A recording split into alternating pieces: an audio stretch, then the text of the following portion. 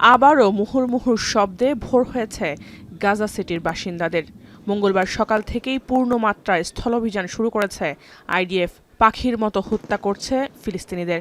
এরই মধ্যে ফিলিস্তিনিদের শহর ছাড়ার নির্দেশ দিয়েছে তেল আবিব। মূলত পুরো গাজা শহর দখলে নেওয়ার উদ্দেশ্যেই তাদের এবারের অভিযান। যদিও ইসরায়েলি প্রধানমন্ত্রী বেনিয়ামিন নেতানিয়াহু বলছেন, হামাসের অবস্থান লক্ষ্য করেই হামলা চালাচ্ছে তারা। ফিলিস্তিনে এ নারকীয় হত্যাকাণ্ডের জেরে এবার ইসরায়েলের বিপক্ষে শক্ত অবস্থানে দাঁড়িয়েছে জাতিসংঘ।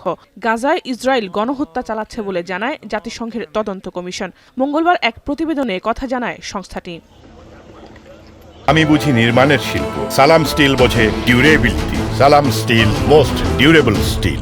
প্রতিবেদনে বলা হয়, 2023 সালে যুদ্ধ শুরুর পর থেকে আন্তর্জাতিক আইন অমান্য করে গাজায় গণহত্যা চালাচ্ছে ইসরায়েলি সেনারা। আর এর জন্য ইসরায়েলি প্রধানমন্ত্রী বেনিয়ামিন নেতানিয়াহুকেই দায় নিতে হবে। Genocide is occurring in Gaza. We haven't gone into Palestine yet. We will, because this is a permanent commission. And we named the 3 individuals that we felt were responsible. And we said, and the one is the Prime Minister, the other the President, and the third is the former Minister of Defense. যদিও জাতিসংঘের প্রতিবেদন ভুয়া দাবি করছে ইসরায়েলের পররাষ্ট্রমন্ত্রী। এদিকে কাতারে ইসরায়েলি হামলা নিয়ে পরস্পর বিরোধী অবস্থানে মার্কিন প্রেসিডেন্ট ডোনাল্ড ট্রাম্প ও ইসরায়েলি প্রধানমন্ত্রী বেনিয়ামিন নেতানিয়াহু। ট্রাম্প বলছেন, কাতারে আর হামলা চালাবে না ইসরায়েল। অপরদিকে নেতানিয়াহু বলছেন, হামাসকে এত সহজে ছেড়ে দেবে না তারা। বিশ্বের যেই দেশেই হামাস নেতারা থাকবেন না কেন, সেখানেই তাদের লক্ষ্য করে আক্রমণ চালাবে Tel Aviv. Actually, they've been a very good ally, and a lot of people don't know that.